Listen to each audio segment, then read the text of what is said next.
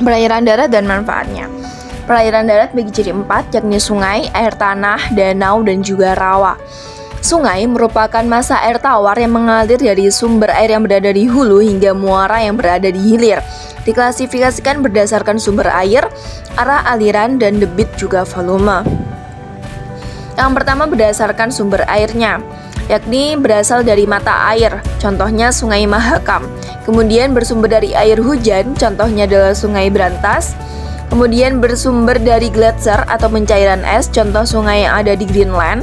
Kemudian sungai campuran antara gletser dan air hujan, contohnya Sungai Memberamo di Papua. Selanjutnya berdasarkan arah alirannya ada sungai konsekuen, subsekuen, obsekuen, dan juga resekuen.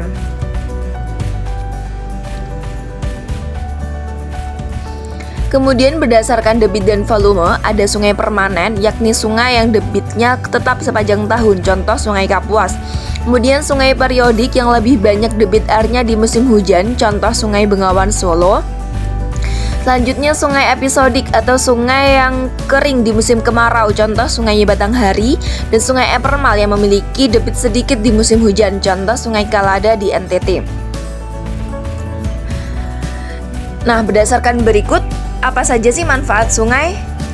Sumber air, kemudian mencari penghidupan, irigasi, dan juga pembangkit listrik tenaga air.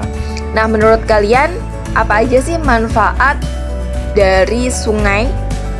Coba cari yang lain ya. Oke, selanjutnya adalah air tanah. Nah, air tanah ini berasal dari siklus hidrologi, yakni presipitasi yang masuk ke pori-pori tanah akan menuju ke dalam tanah sehingga muncul sebagai mata air. Nah, air tanah yang digunakan terus-menerus lama-lama akan membuat pasokan air tanah menjadi kosong dan akhirnya menimbulkan bencana di kemudian hari. Maka penggunaan air tanah ini harus dibatasi dan dilestarikan ya. Oke, jadi air tanah ini dibagi jadi 2, yakni air freatik dan juga artesis. Freatik merupakan air tanah dangkal, sementara artesis adalah air tanah dalam. Apa saja sih manfaat air tanah? Nah, yang pertama sebagai keperluan rumah tangga, selanjutnya sebagai keperluan industri, dan ketiga sebagai irigasi persawahan. Oke, apakah ada lagi? Kalian bisa jawab di LKPD. Danau, cekungan muka bumi yang terisi oleh air dalam jumlah yang relatif banyak, umumnya berupa air tawar. Namun ada juga yang berupa air asin, contohnya danau di NTT.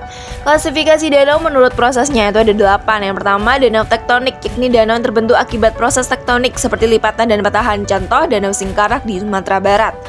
Selanjutnya ada danau vulkanik, yakni danau yang terbentuk akibat aktivitas vulkanisme atau gunung api. Contohnya Gunung Telaga Warna Dieng. Nah, selanjutnya ada danau tektovulkanik, yakni danau yang terbentuk akibat aktivitas vulkanisme dan juga tenaga tektonik. Contohnya Danau Toba di Sumatera Utara. Ada lagi danau glasial, yakni danau yang terbentuk akibat erosi gletser.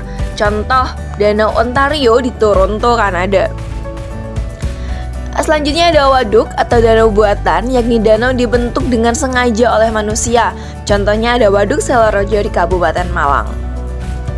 Nah, ada juga danau sirkus atau danau yang terbentuk akibat pencairan es. Contohnya adalah Danau Sirkus di Taman Nasional Calagan, Kanada. Lanjut ada danau karst, yakni danau yang terbentuk akibat pencairan batu kapur dan membentuk cekungan. Contohnya ada Danau Saptosari di Gunung Kidul. Kemudian terakhir ada Danau Tapal Kuda atau Oxbow Lake, yakni danau yang terbentuk akibat meander yang terputus akibat erosi. Contoh danau di hilir Sungai Indragiri. Nah, manfaat danau ada sebagai berikut nih: sumber air bersih, PLTA, sarana rekreasi, dan juga sarana edukasi. Oke, rawa merupakan tanah basah yang selalu digenangi air secara alami yang bersifat asam karena sistem drainase yang buruk. Nah, rawa-rawa biasanya ditumbuhi oleh vegetasi dan selalu berlumpur.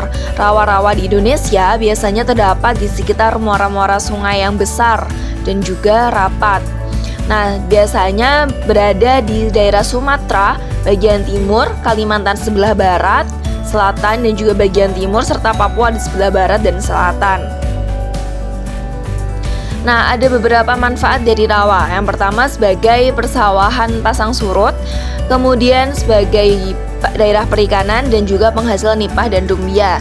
Nah, ada banyak lagi nih manfaat rawa. Kita gali lagi ya. Yuk cari literatur yang lain. Terima kasih.